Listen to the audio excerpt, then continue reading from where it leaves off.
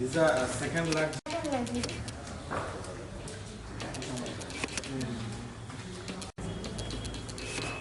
सब सब्जेक्ट है arts literature technology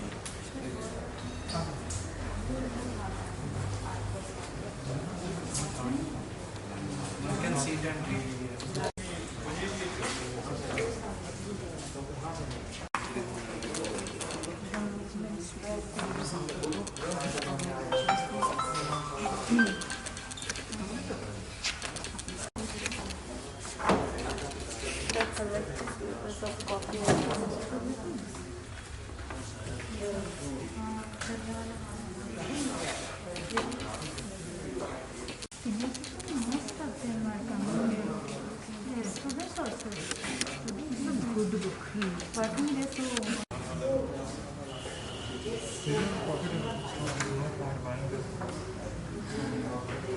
आज गेट है एमसी गेट ये है स्कूल ऑफ लैंग्वेज का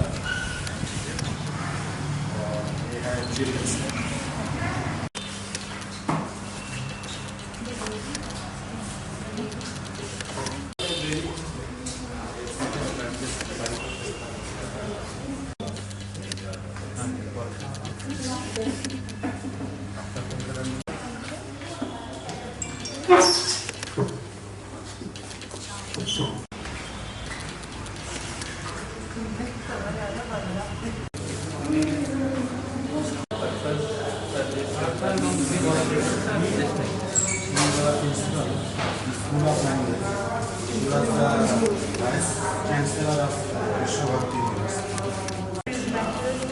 No, not a degree course. It is junior 1, junior 2, senior 1, senior 2 and advanced level. And for English, it starts from pre-beginner to beginner and it goes up to advanced. From each year, this is and another course. For English, it is class 10 qualification. And for other languages, class 2. Most of the students, largest number of students are in English language. Yes, if there is, students are interested then only, because this time some students came to us and they want to study this Tibetan language because of two things. One is research, Buddhism, and the second is Tibet is the border. So there are a good number of students in Korean, Chinese and Japanese for job oriented.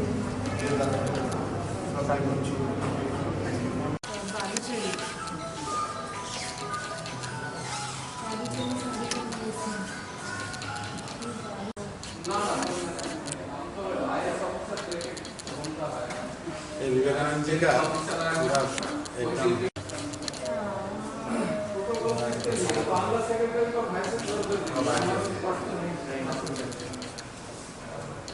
Ivory तो allowed नहीं है ना। एक number pattern ये जो है ये date number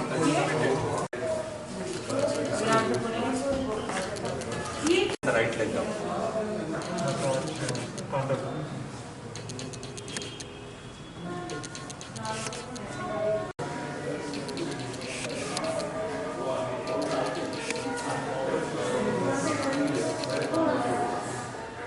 three states, and you know that every civilization has grown up in the banks of the river, and all the items displayed here from Gandhar period right to the Shunga period, Mauryan period also.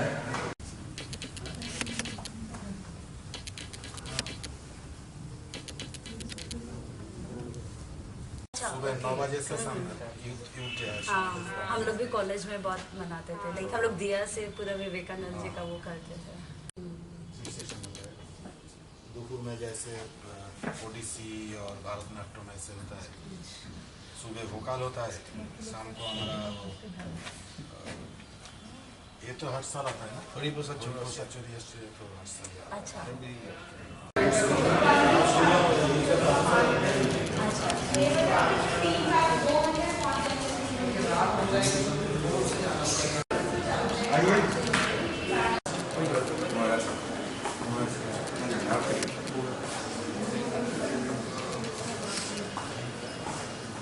Because I haven't read courses yet.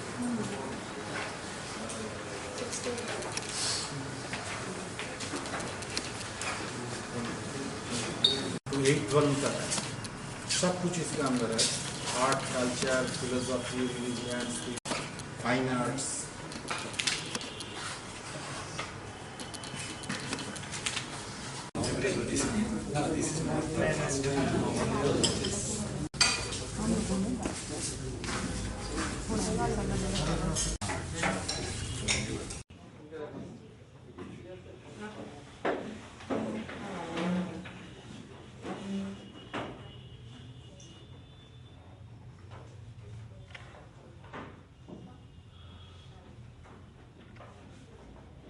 So first of all, I want to congratulate all of you for your brilliant success. Thank you. So this is the goal of each and every youth, men or women.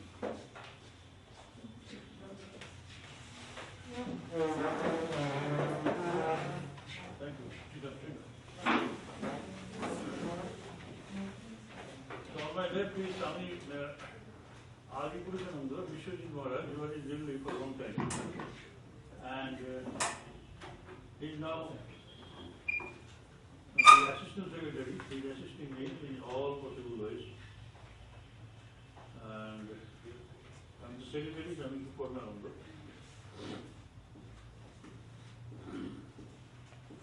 I am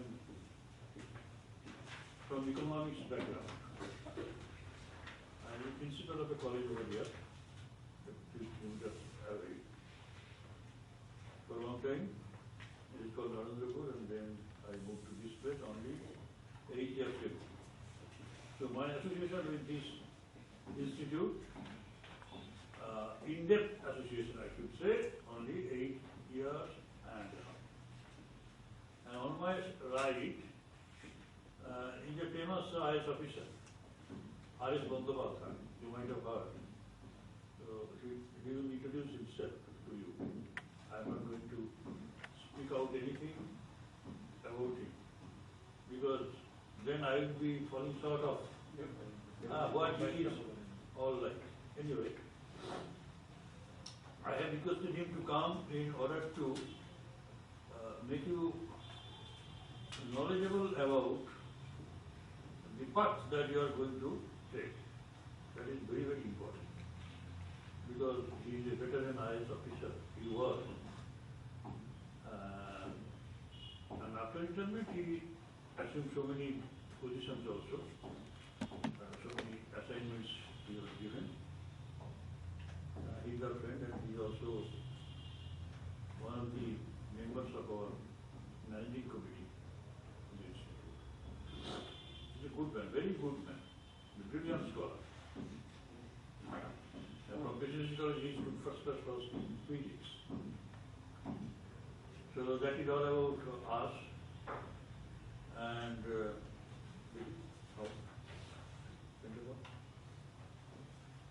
Sanjeev Jadhav, Sarjana Jadhav, you are, huh?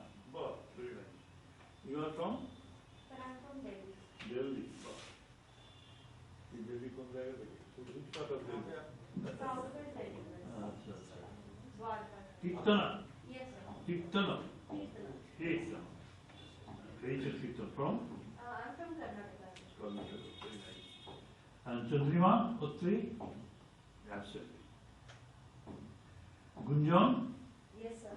Gunjan Singh? You from Punjab? Sir, I am from UP, but currently I am serving in Rajasthan, sir. Ah, well. See, Gunjan is a masculine name. Very nice. That is Right? Well, Rina? Yes, sir. Well. Rina? I'm from Jharkhand and I'm serving. Jharkhand. Well. Pratibha? Sir. You are Pratibha. Yes, sir.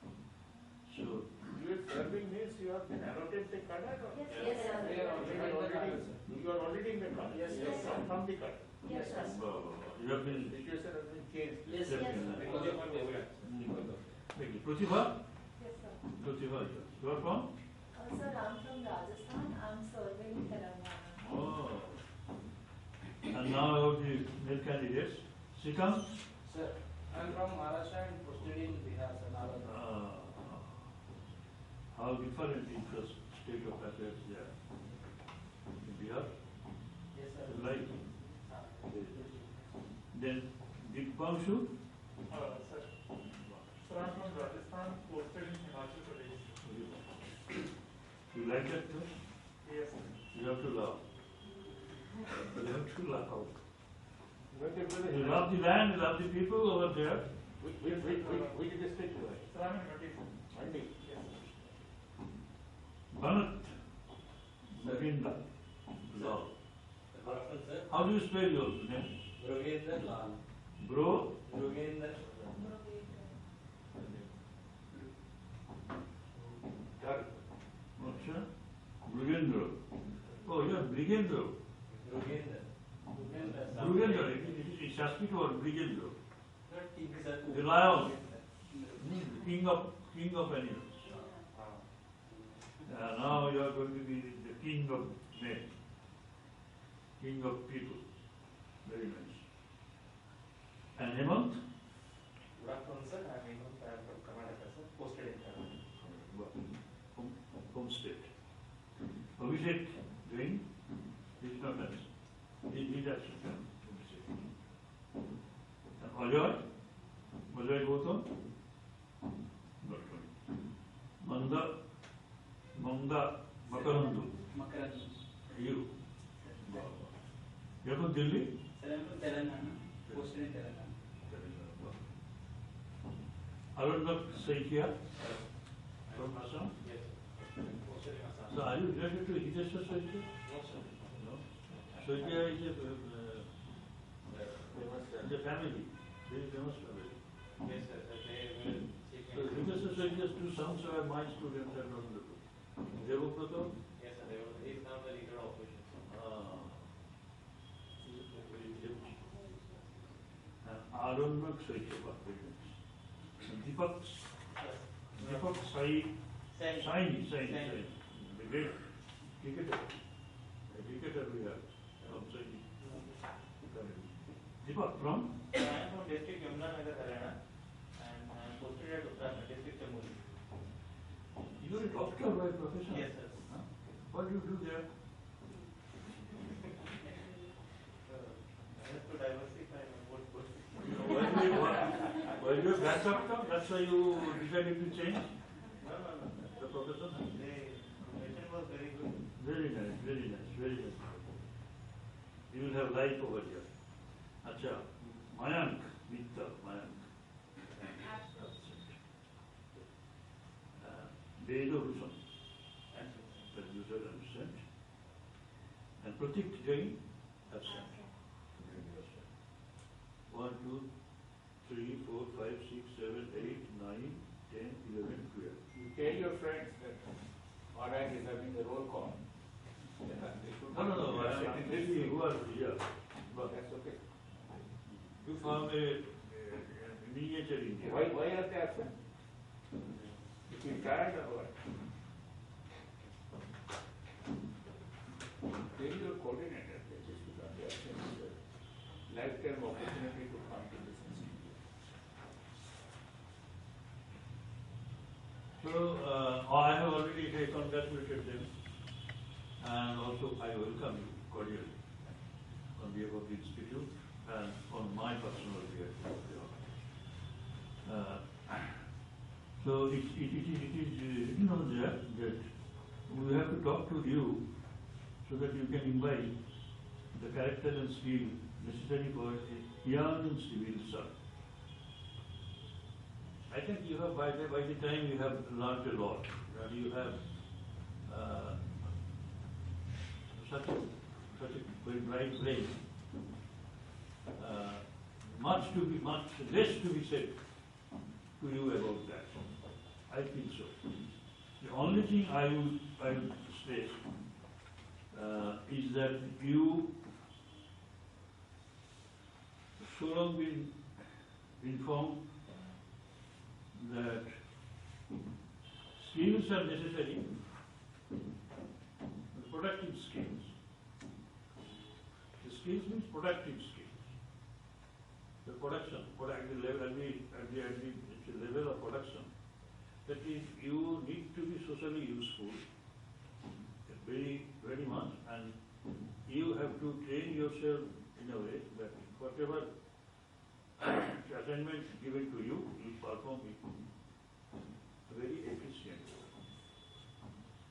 That is, you have to be skilled, strong. So mind that.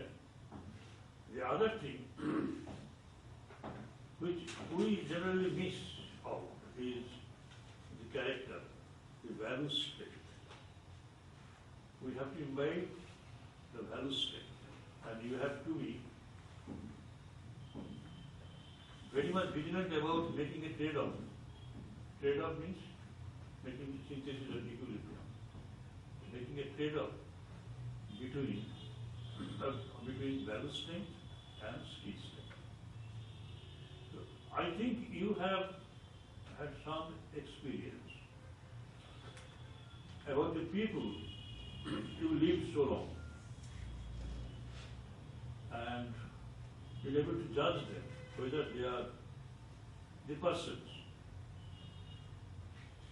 who had combined in them this trade-off, balance, or not.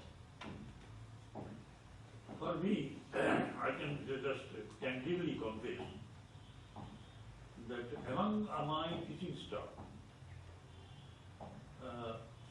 we have to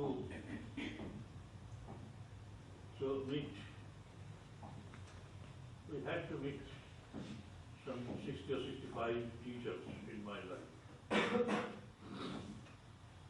Only one teacher is being singled out. Only one teacher. We remember only one or two teachers in our life. Why? Because they are both skill strong and value strong. In other cases, we have found that those who are skill strong are value weak. And those who are value strong, they know the subject much less. And much less is their performance in the class. The delivery, the content, the depth of the subject, knowledge depth. So considering all these things, I would like to tell you that skill strong you can become very easily if you undergo some rigorous training. You can improve upon your present standard of skill. But to be a successful human being, if not a civil servant as such, I would say that you do it better if you inculcate some of the aspects of the values. And the greatest of all is love. Greatest of all is love. You are going to serve those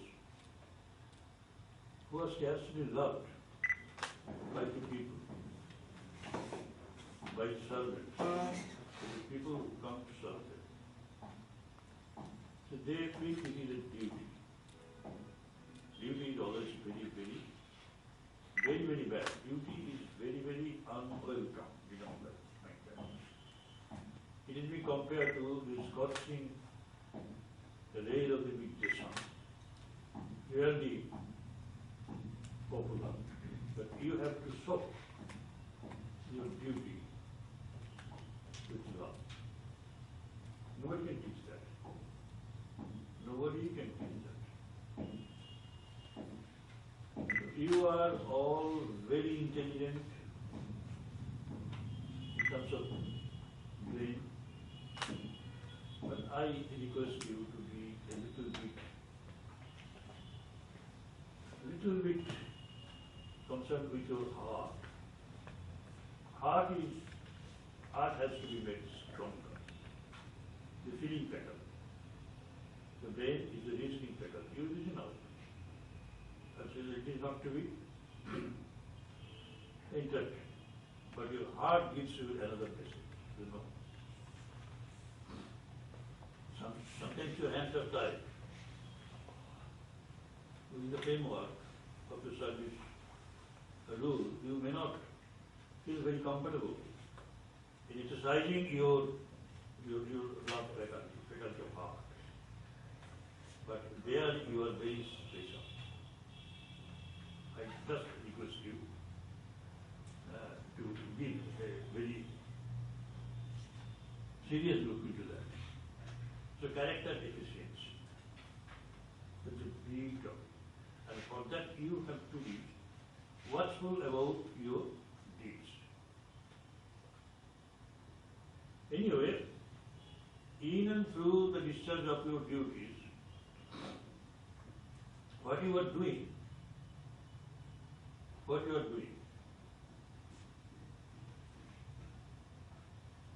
you say that we are serving them and they are being benefited.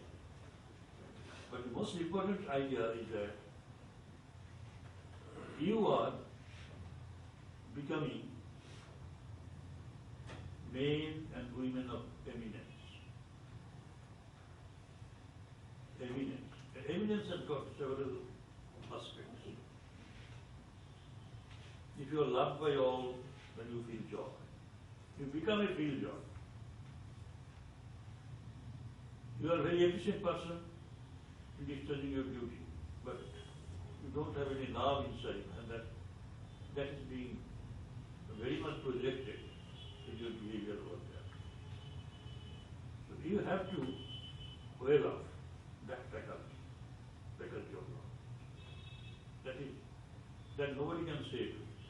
Nobody, you can feel whether you feel satisfied with whatever what you do, and your behavior, treatment is what counts most. That is it. So you take a stock. You take stock of your activities.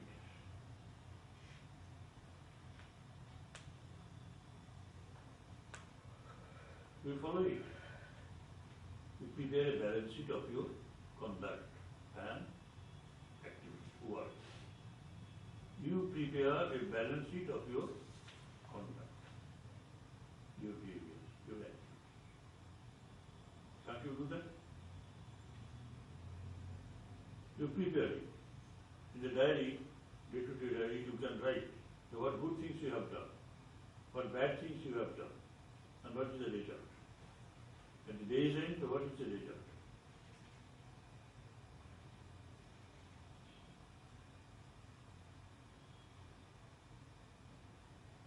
Do you feel that the result is all good?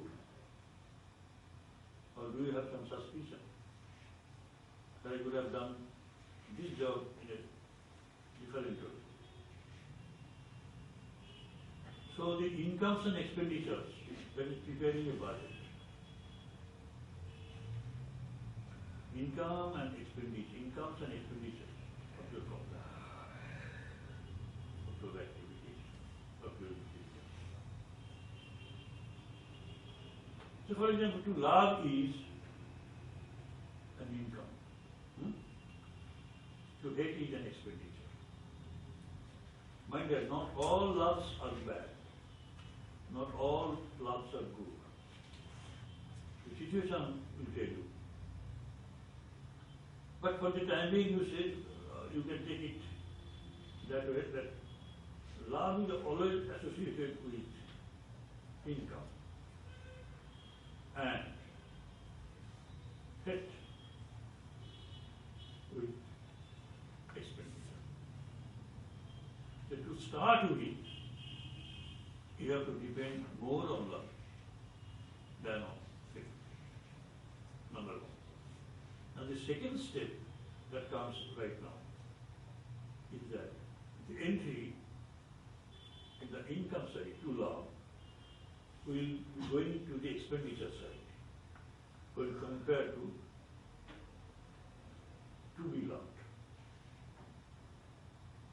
So between to love and to be loved,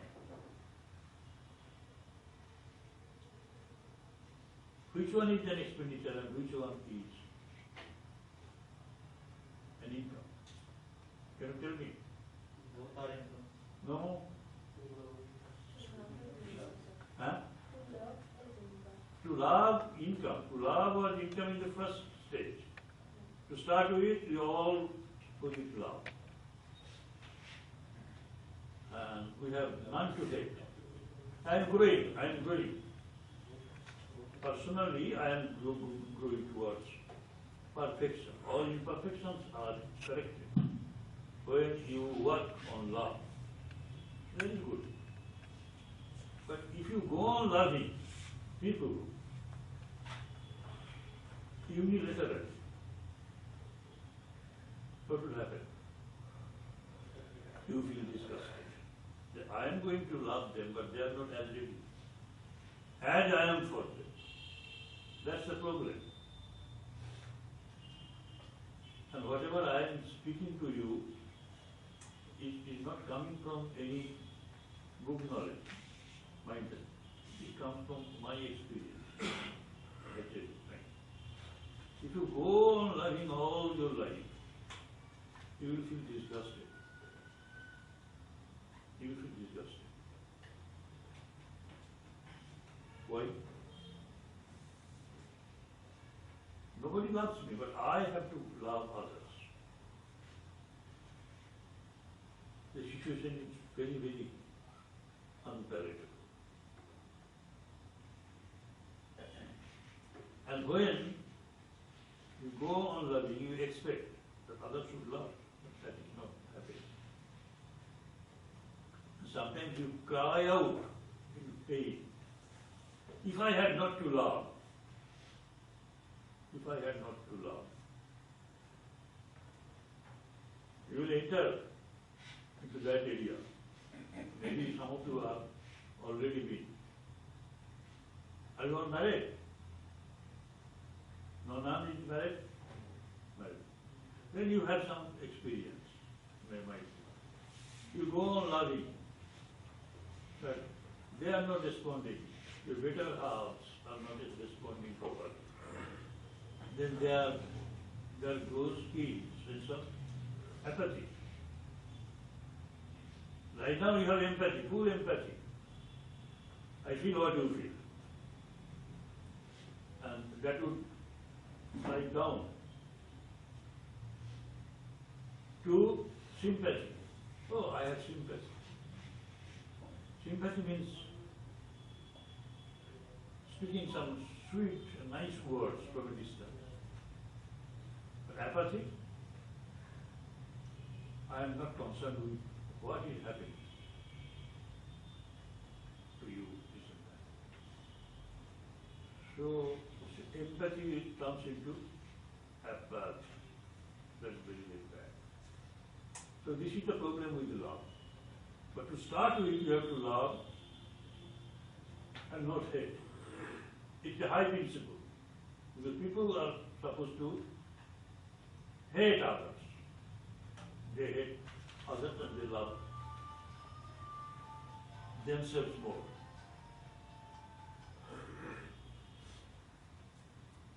And the second, the higher philosophy. The high philosophy is to love, not to hate. The higher philosophy is to be loved and not to love.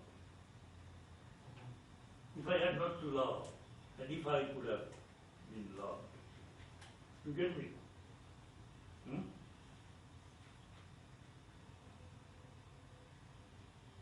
So this is the balance sheet. Now we are preparing the balance sheet.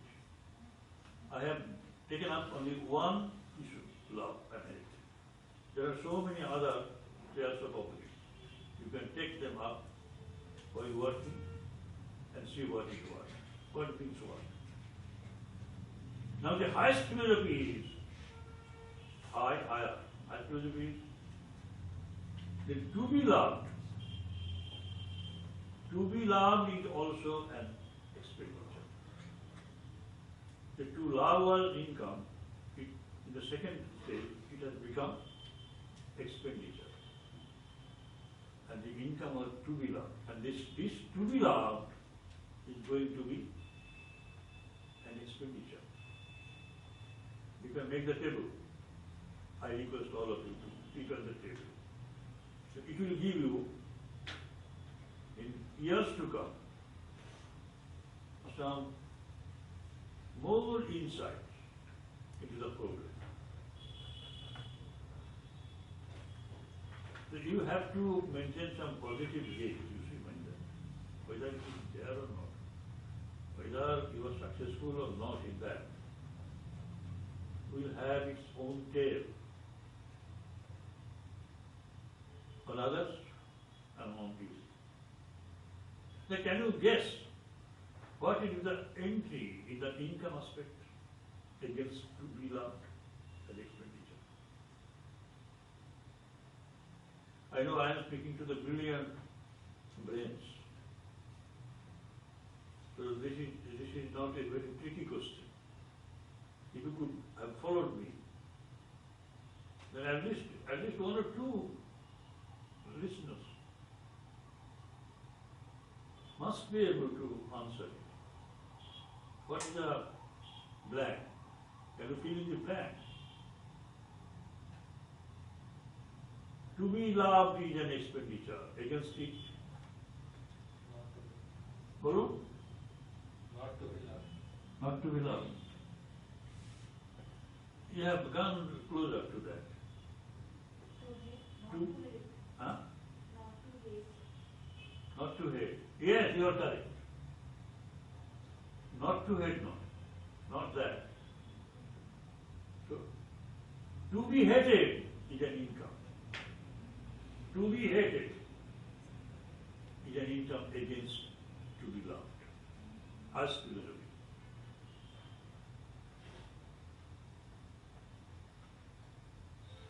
To be loved is to be loved was an income.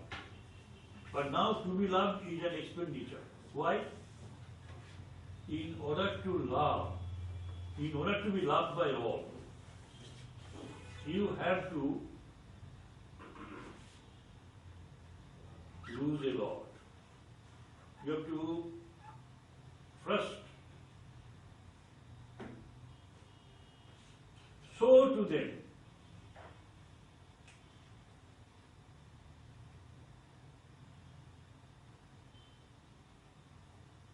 what would you show to them?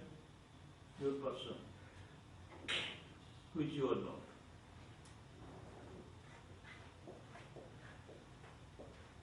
Because if you accept what you are, then people may, you accept it. I am this. But people's expectations are much higher. So you have to live up to their expectations. And you are not in your own system. You have to live your life since you have to show to them that you are really such a better person. Otherwise they would not love me. That is most embarrassing. Do you follow? To be loved. I am to be loved. So I cannot do this, I cannot do this. If I cannot do it, I would not say big fan to that.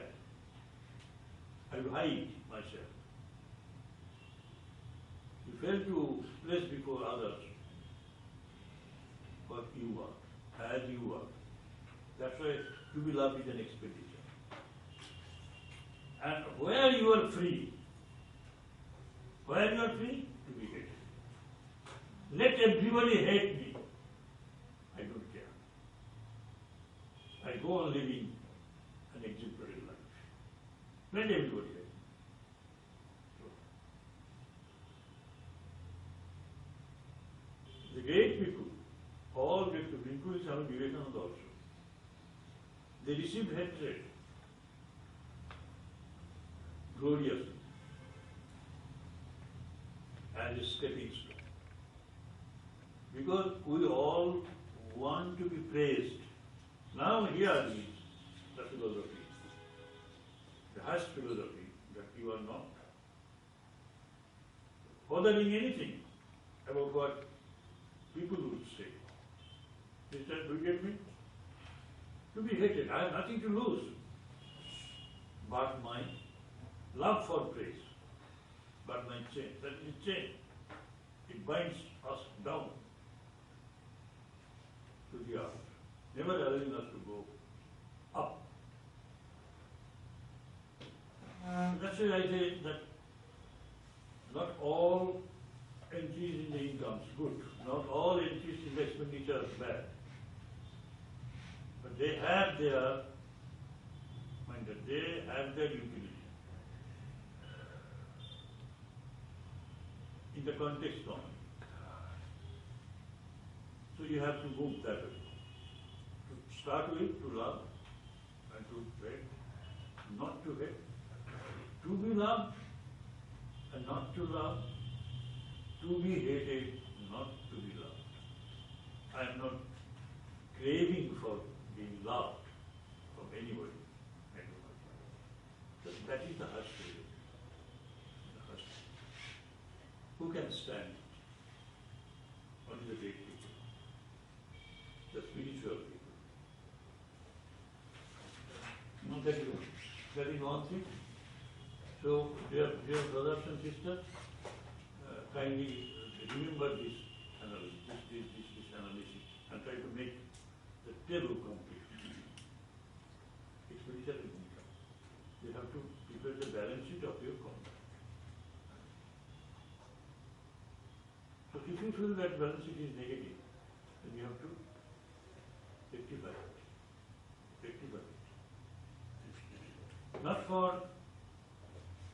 Not for anybody's gain, but for your own gain.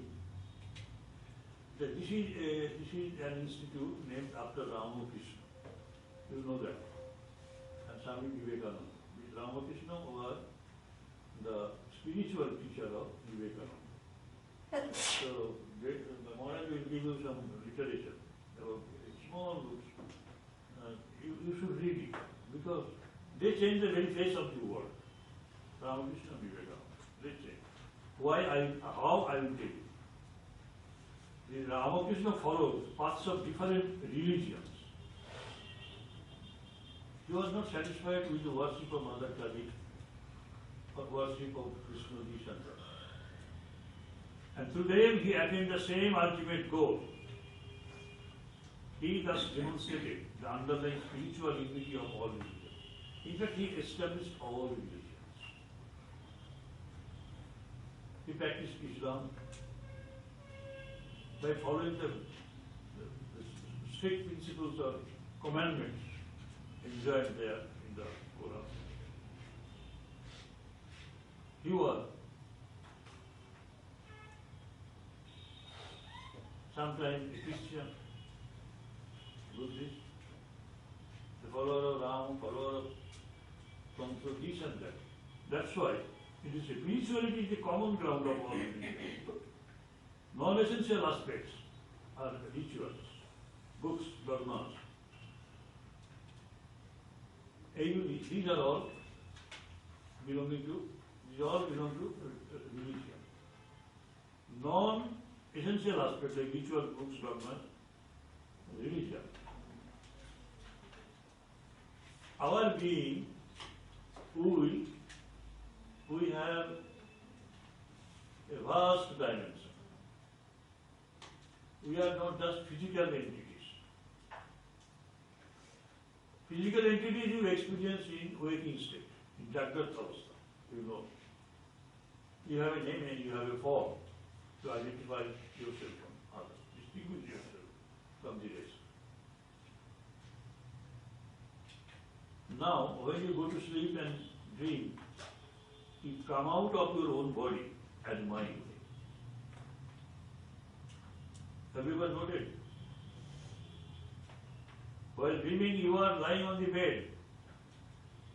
Your body is lying on the bed sheet. You move out of your body. So you move out of your body as mind. You create a new world in mind and enjoy. So you have higher dimensions from body. And then when you go, when you are immersed in deep sleep, there is no body consciousness, there is no mind, there is no feeling. That is your actual real existence. We exist in Atman, spirit, that from that comes spirituality. So the spirituality is the common ground of all. And Sri Ramakrishna taught this. There is no difference in spirit between a man and a woman, between a Christian and a Muslim, between a Christian and a Muslim and a between the rich and the poor, between the educated and the ignorant. Mind that. Even between the pure and the impure, good and the wicked. Mind that. And Swami Vivekananda provided a philosophical foundation to his master's universal vision. There is only one God known by different name in different religions. That was Tatomat, Tatopal. That was the declaration that Sri Ramakrishna made. So you have to work with so many people coming from several backgrounds. Right? That is it. So you have not to be choosing. You cannot choose it. One and 8 others. That's it.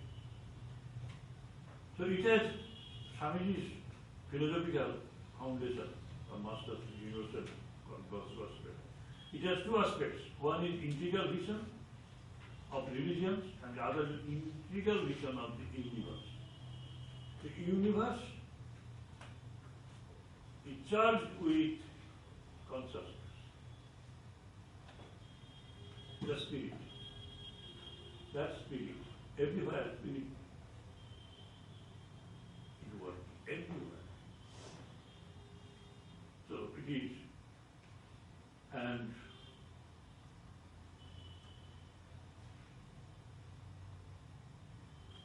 this aspect would be a little bit difficult for you to understand, but knowing that since all men are equal,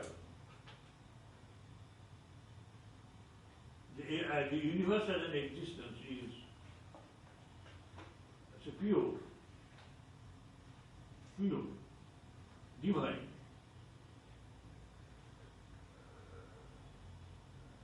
We have to serve people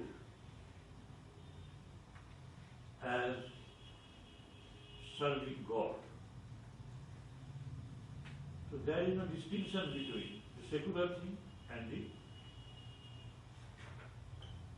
sacred thing. Very, very important. So,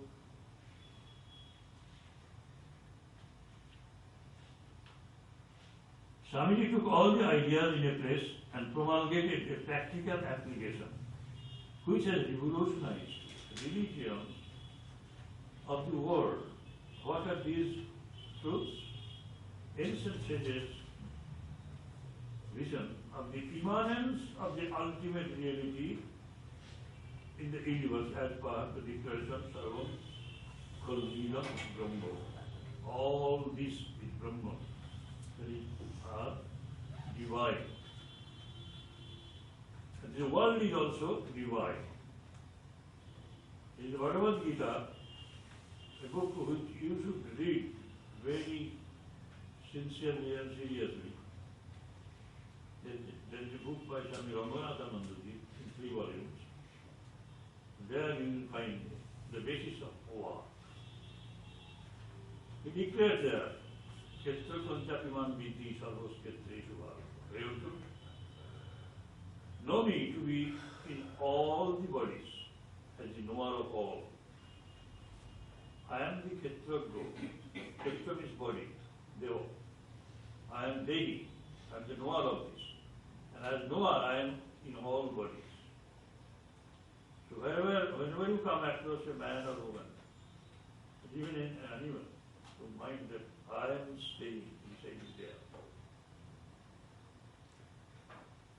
And Ramakrishna's vision of harmony of religion, that is the vision of oneness in the universe and vision of harmony of religions by Sri Ramakrishna. And Swamiji's vision of unity in humanity. These three taken together give a new enlightened understanding of the concept of secularism.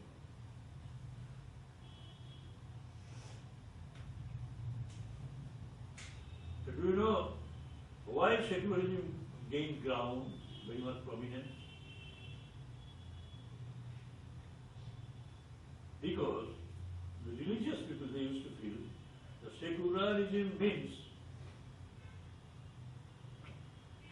freedom from sectarian, exclusivistic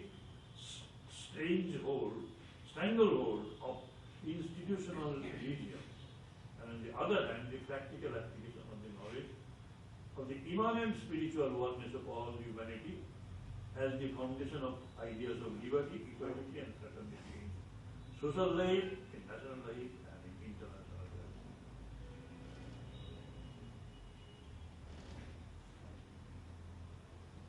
The peculiar concept of secularism we used to feel right now. Secularism means here freedom from sectarian stranglehold of institutional religions. The secular people used to torture the secular people. The secular people, like scientists and that, they went against this religious people. That is the history. All the scientists were killed. You know, you all know. All the scientists who discovered, who invented some truths which were antagonistic to or just the opposite of the truths of the religious people. They were butchered martyrdom behind the bars. You know that. This is because of the conflict between secularism and secularism. We remember Swamiji's speech in the Parliament of Religions. So while serving the society, you please keep it in mind that if there is ever to be a universal religion, so the religion, every religion has got the capacity to become the universal religion. Never criticize any religion, because essentially each religion has the capacity to become the universal religion as Vedanta is. This is a great truth. And if there is ever to be a universal religion, it must be one which will have no location in place or time, which will be infinite, like God. It will preach, and whose sun will shine upon the followers of Krishna and of Christ, on saints and sinners alike, which will not be Brahmanic or Buddhistic, Christians or Mohammedan, but is sum total of all this and still have infinite space for development, which in its Catholicity will embrace in its infinite arms and find a place of every human being. So this is what Swamiji preached. So there is no dogmatic view, parochial view in Swamiji's mind. So Ramakrishna manifested the humanity of God, and Swami Vivekananda manifested the divinity of God. The humanity of God, mind that, if I cannot write it down, distinction between humanity of God. It came from Sri Ramakrishna. And what Swamiji added, divinity of man. Then man, the God becomes a human being. And Swamiji says, the man will become God.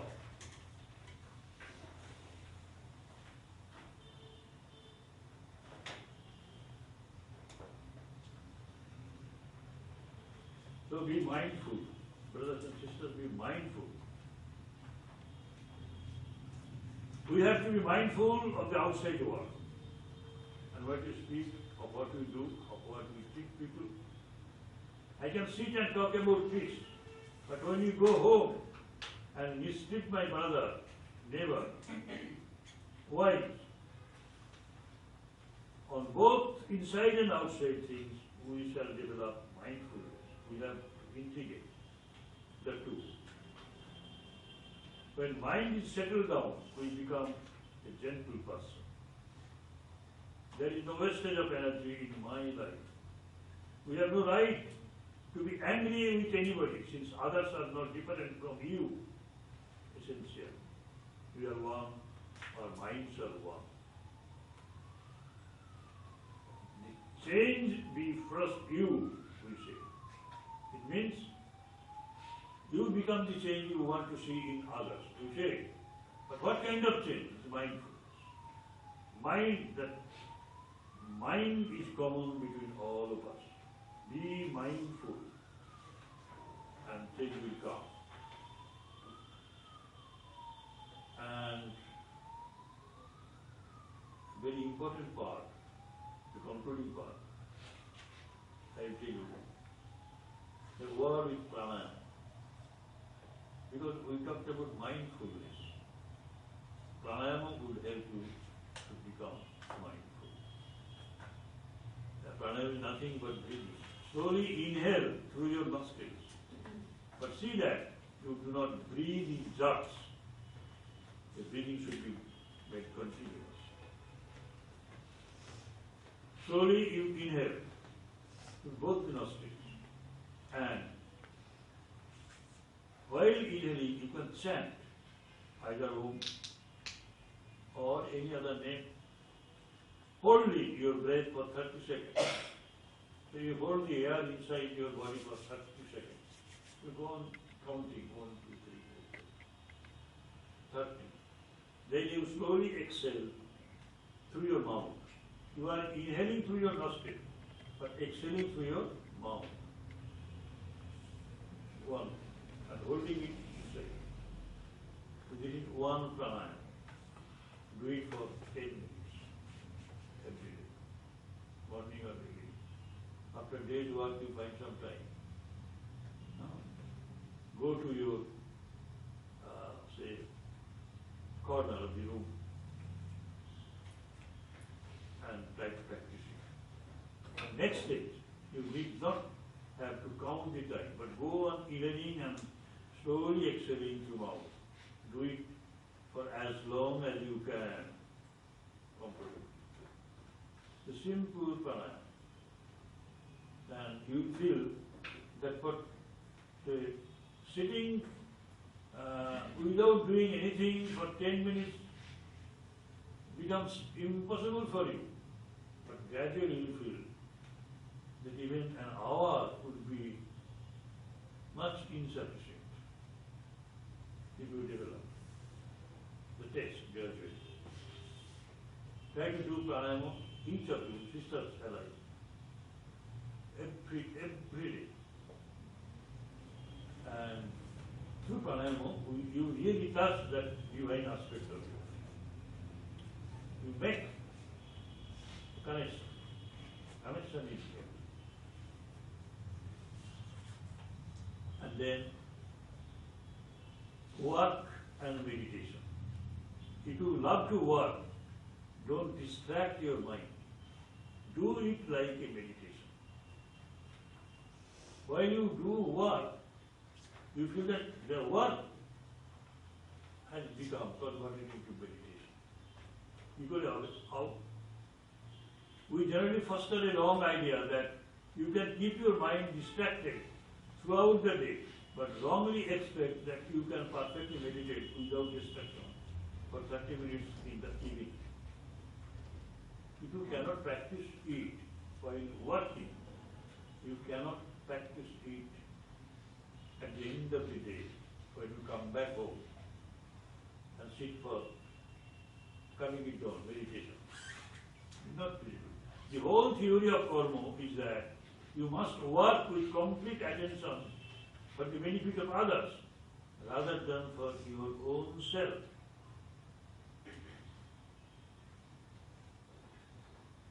Dear brothers and sisters, you are getting the monthly pay packet. That is your satisfaction. But every day you have to feel satisfied. Every day. Why? Your karma is that you must work with complete attention for the benefit of others. Only then you can purify your mind. And divinity means most pure thing. Divinity is purity itself. Only then you can convert work into meditation. You purify your work that way. That is why. While working, you take breaks. While working, you take breaks in interval. Close your eyes and visualize what is work. Do your job if possible. Again go to work. You can even sit at your own desk for 2 minutes. Quiet. And since you are going to be the head of the office, when you do practice it, your colleagues should gradually follow you. And you can avoid embarrassment. You know, this has become the culture of this office. So, while working, you take breaks for short intervals. Close your eyes and visualize. Again, go to work. You can even sit at your desk for 2 minutes quietly. Your colleagues will gradually follow you. With these few other observations, I request R.S. Bandyopadhyay to share your own experiences with you.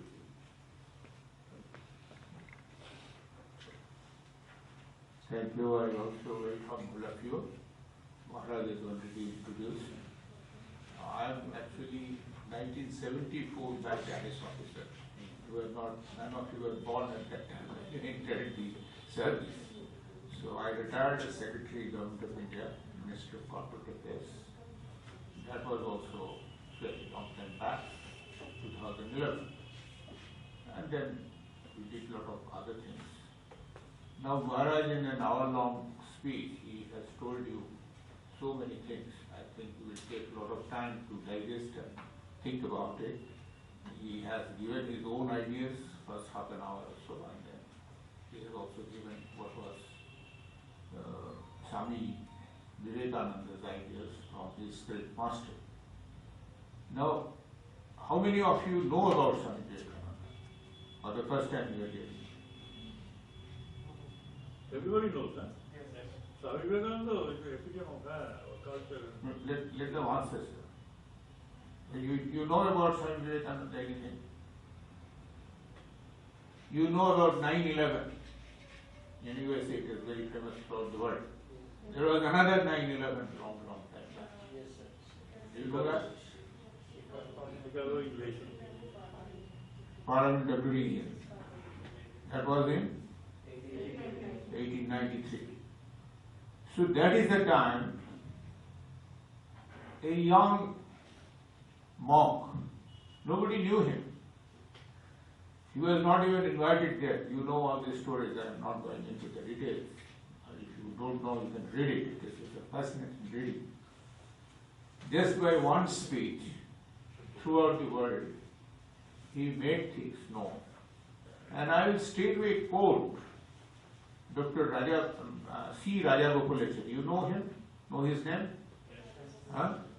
He was the first Indian Governor General. After Mountbatten, he was the first Indian Governor General. And he himself is a great intellectual. He was Chief Minister of Tamil Nadu, undivided. At that time it was not Tamil Nadu, Madras Presidency. He was also Governor in Bengal. He told, I'm just quoting in summarize because we don't have much time. I try to be as No, they have time. Do you have to catch the train or the plane? But Maharaj, they have to have lunch also. So, Lunch, never mind. Your stomach is full, I think. Okay. Too long. so I am just quoting Sri Raja Gopalachari. Quote, Swami Vivekananda saved Hinduism and saved India. Just mind each and every word. And he was a person who with a very precise words and precise meanings. But for him, we would have lost our religion and would not have gained our freedom. But for him, we would have lost our religion and would not have gained our freedom. Mind it, he is telling we have not have gained our freedom. Actually, if you are interested, you can find almost all the top persons, including Gandhi, they got inspirations from Vivekananda's writing. They have accepted that. It is Bal Gangadhar Tilak or Gokhale or Subhash Bose or Gandhiji, everybody has got that inspirations. Love for the motherland, love for freedom. Then he continues, we therefore owe everything to Swami Vivekananda. Stop. Then he said, may his faith, his courage and his wisdom ever inspire us so that we can keep safe the treasure we have received from him. I am reading the last line again. May his faith, part of it is been described by Maharaj in his speech, his courage. You know the famous statement of Swami Vivekananda quoted from Upanishad. Arise, awake and stop not till the goal is achieved. That is the spirit, that is the courage. His courage and his wisdom. So many things you have heard today, many of the things our preceded Maharaj Adi Purushananda he has said it, given it to you in your off time, we just need to go through it. Ever inspire us, and then for what? So that we can keep safe the treasure we have received from him. What is the treasure? The two things he has explained. He saved Hinduism, saved India, and also we have got our freedom because of this. So freedom is to be kept. One has to be vigilant for that. One has to know that everybody in India should feel free and should feel that they are free. Now, after Swami Vivekananda's the great epoch-making events in USA and later on in Europe, he came back to India and first landed at Colombo on 15 January 1897. You read that, if you have the time, you can read that famous book, the lectures from Colombo to Almora. No, he had the plan. Mind it, his age was at that time only 30 plus. That was the person who was giving these ideas and talking to the persons, hundreds and thousands of persons, and basically addressing the young persons of a subjugated country. People are completely, demoralized and without any enthusiasm. In spiritual language, it is called the Tamo Achana, Sattva, Raja, Tamo, three gunas are there. These are basically all covered. Everywhere you are seeing darkness. And in that darkness, he was trying to bring light. His address is still now, after more than 100 years, it is still so energetic and lightning. Everyone should read those addresses. And many of the schemes at that point of time, what he wanted for his country, what the young people should do, he said those things. Then what he did is, he understood that all these ideas will not serve the purpose unless there is an institution is formed. And so almost after 6-7 months, on the 1st May 1897, he laid the foundations of Ramakrishna, ashram, Ramakrishna Math and Mission. It is later on divided into Ramakrishna Math and Mission, but basically the Ramakrishna order he founded on the 1st May of 1897. And then the rest is history. And as Maharaj was explaining, this is the Math and Mission who does not believe any discriminations. We all from our young days we have all heard about unity in diversity. It has just become a sound to us. We don't understand what is unity in diversity. This Math, Hindu priest, minded, you see the saffron color. Do you know even the Muslim can become a sadhu in Ramakrishna Math? Because of certain other problems, they don't really come forward and show it to be for you. But there are many Christian monks. No, we have. I know, you have. Muslims So accepting this. and the tribals can become. There is no difference of scheduled caste and other things. Pariah system is not there. The monk system in India is much older. It is more than 2000 years old. But they had the distinction. They had the discriminations. Only the Brahmins could become the monks, priests. The others cannot become these things. But here is a new monk which has come forward without any discrimination. Why? This is, again, as I said, the unity in diversity. This is something, the spirituality and the rituals and practices are completely different. The man is divine, potentially divine. That potentiality, that divinity has to be raised. So this is one part of it. Then second part of it, what is to be done? Just because we become sadhus and we'll reach, achieve God or reach supernatural thing, that was not the idea. First time he said that, okay, you achieve whatever you wanted to achieve in the spiritual path. Atma maksarte jagat hitai. So you should also do some good to the people around. What his master has taught him, he is now telling that Shiva Jnane Jiva Shiva. You understand that Shiva Jnane Jiva Shiva? You find that behind every person's, every humanity, there is a Lord. Shiva is there. Shiva represents the Lord.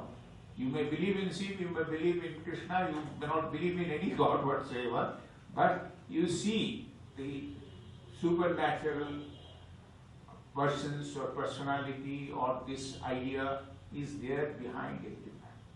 So you are serving a person, not as a person. You are serving the God in him or her. So that is the idea that he spread.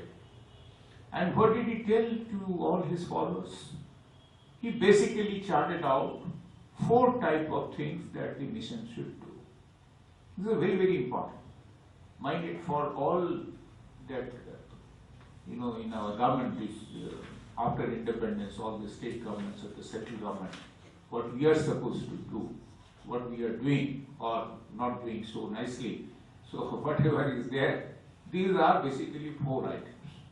It's very important for all of you who are serving as assistant magistrate in the district, and also you will soon become the SDM and go up as collector.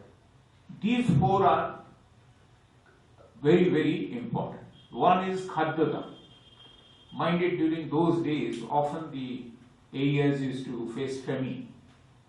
And the British government was there, it was a colony. So nobody used to bother. And many people used to perish.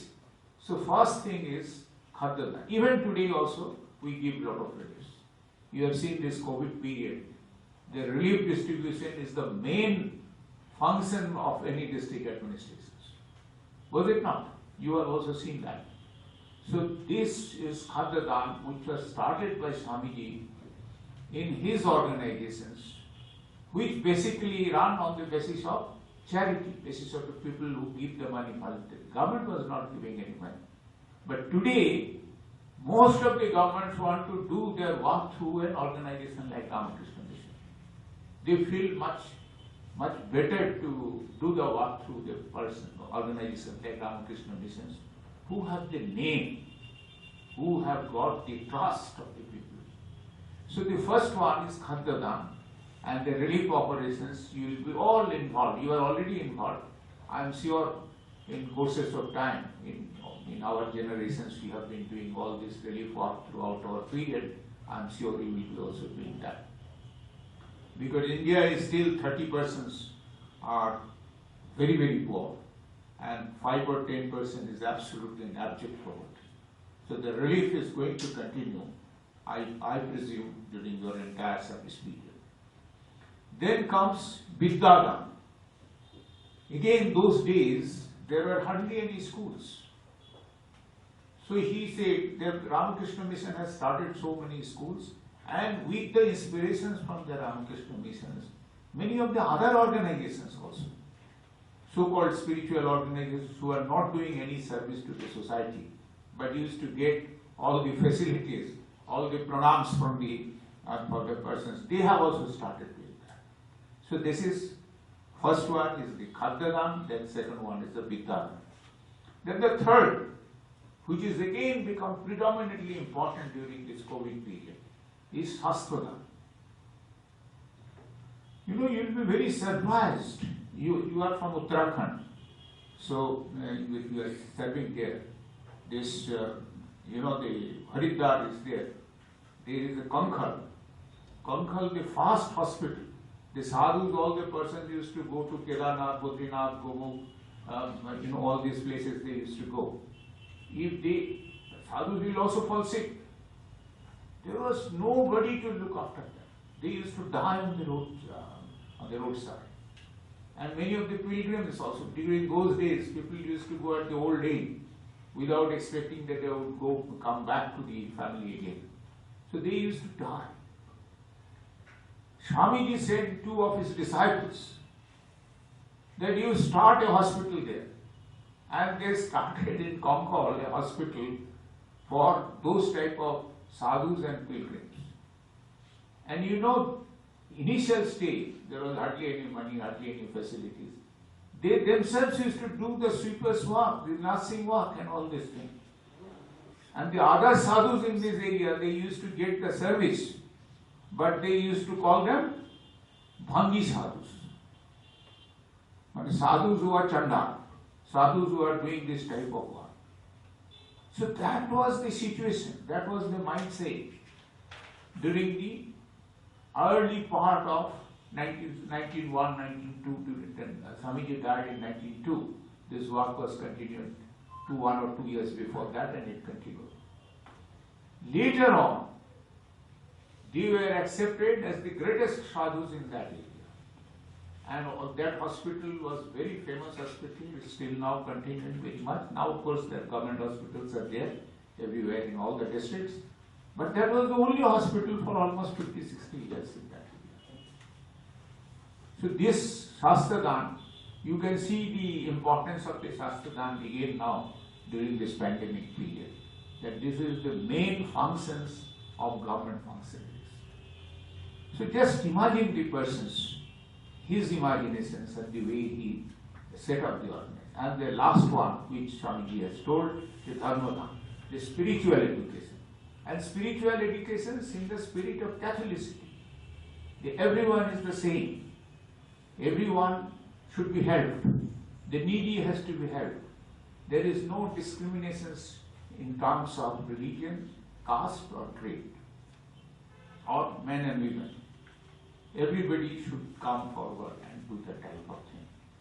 So, as I said, Atma Moksharte Jagat Hita.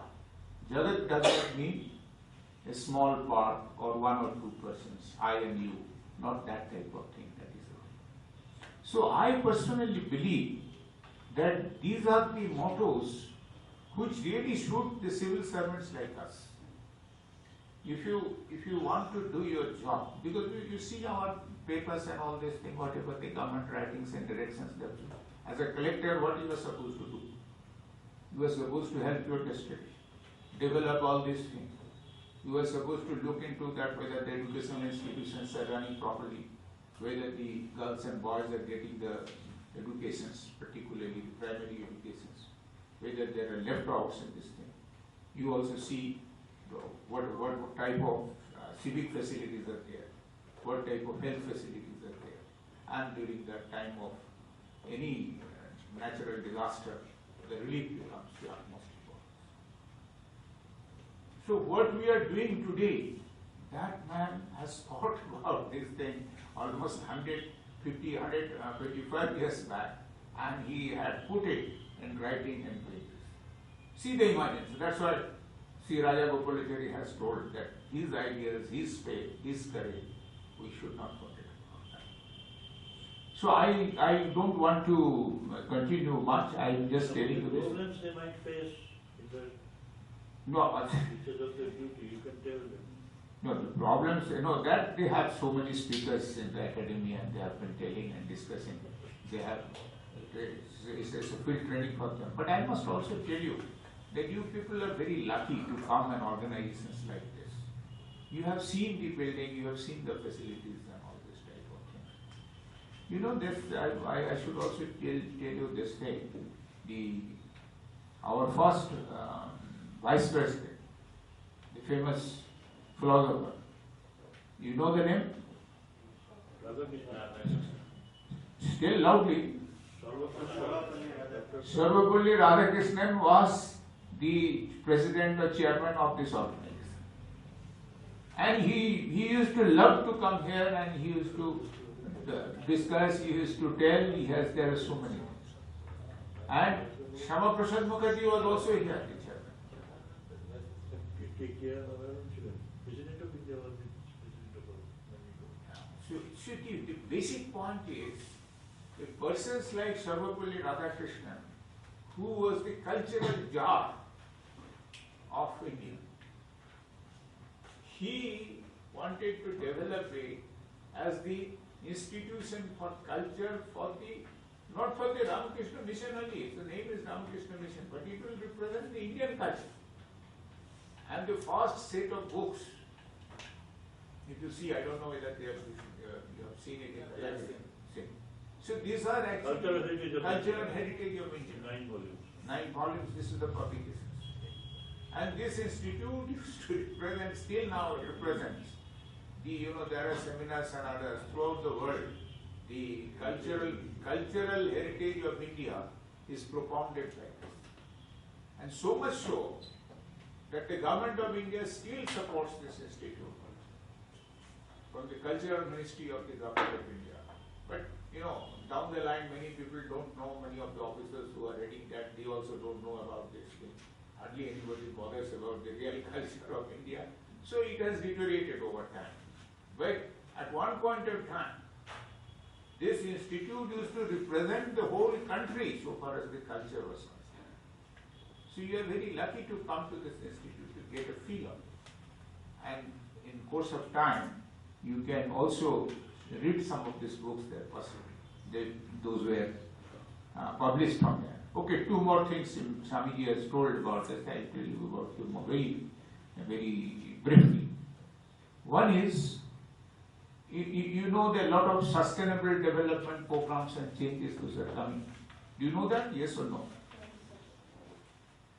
There are many programs that are taken, and India is a signatory to that. 159 countries there is Paris Agreement and there are others. These Sustainable Development Goals of 2030. That is, basically they are saying that there should not be any abjectly poor persons by 2030 anywhere in the world. There are many other things that are there. If you see, there are certain items of the Sustainable Development Goals, what I explained just now about Swamiji's views, you will be asked to work on that either as collector or going above when you will become joint secretary, special secretary or secretary in the state or in the center. Almost all our development oriented works will revolve around these sustainable development goals. So you should be concerned about that, and do it with a feeling that you are doing for the people behind it. Don't just think of the scheme only. You think about the people behind the scheme, who you are helping, or who you are actually supporting, or who you are guiding to come up. That is the main thing. And lastly, I will tell you about one very interesting thing. Just like what we said about Raja Gopalachari, you know, the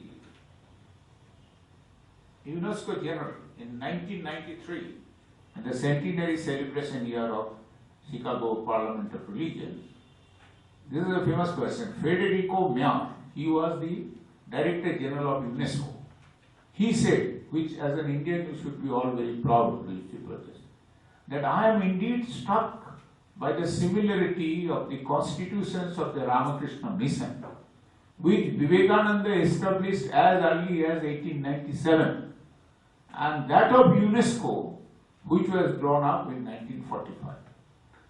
So UNESCO practically took the model of the Ramakrishna Mission, and that was done in 1945, and Swamiji did it in 1897. So this is how it has been done. Now you have a good exposure.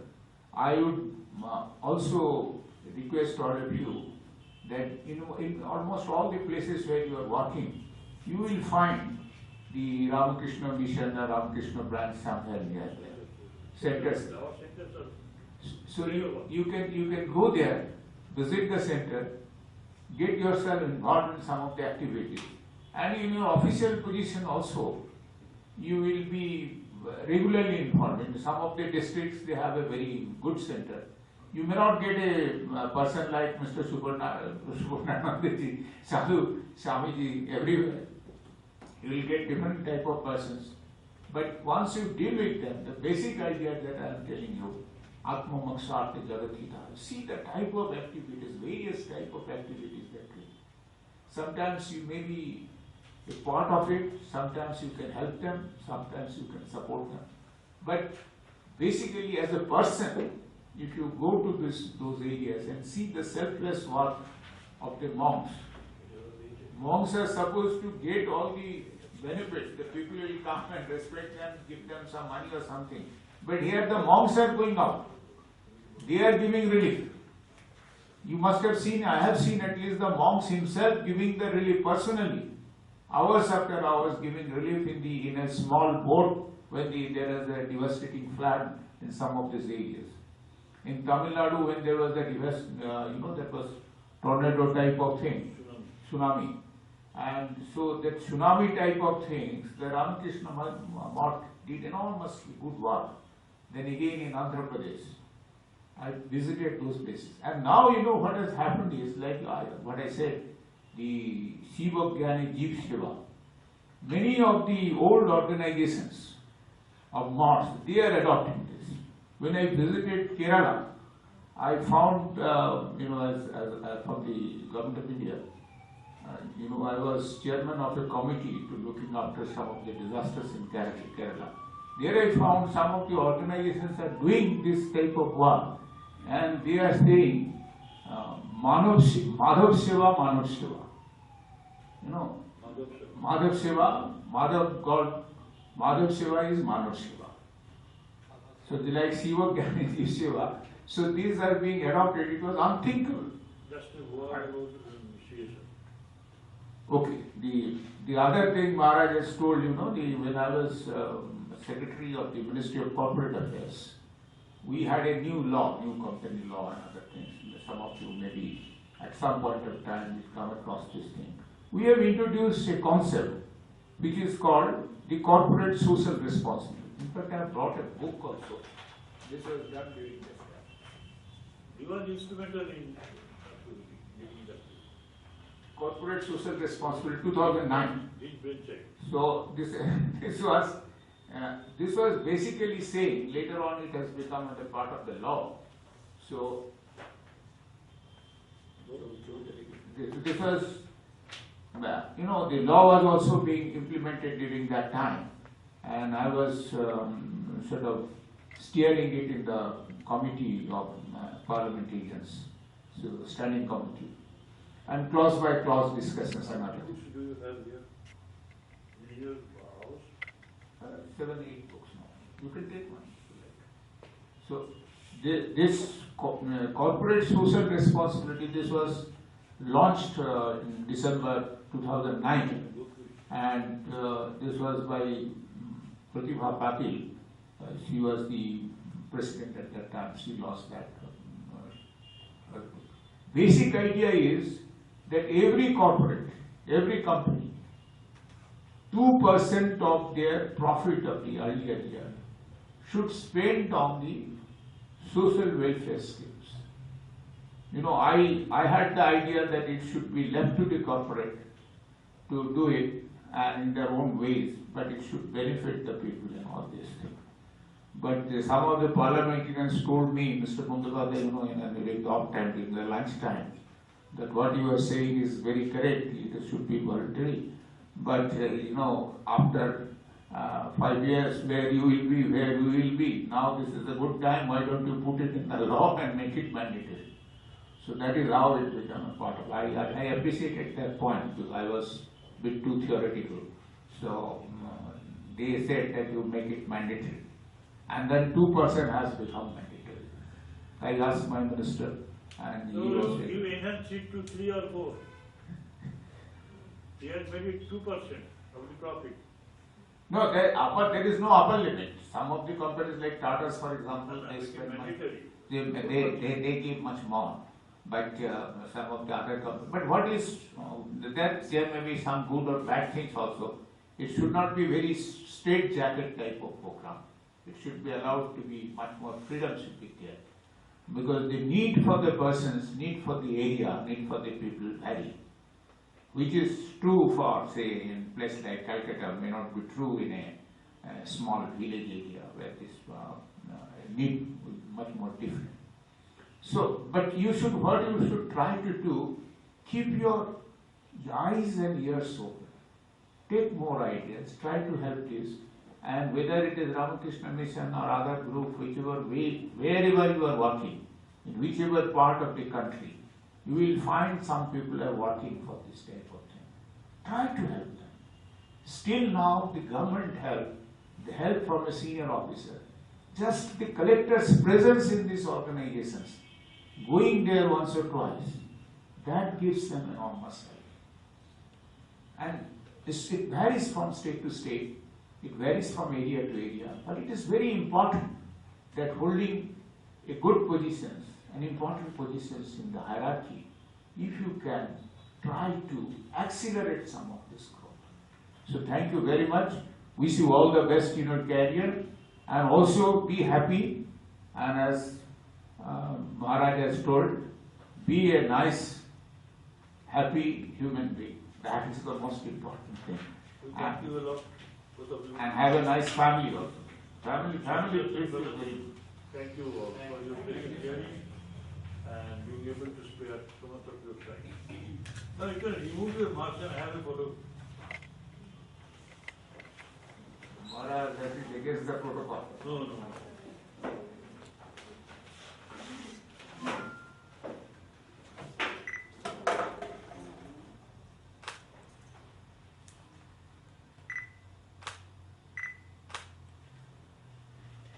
You are so beautiful fellow, but you hide. You have been hiding it so long.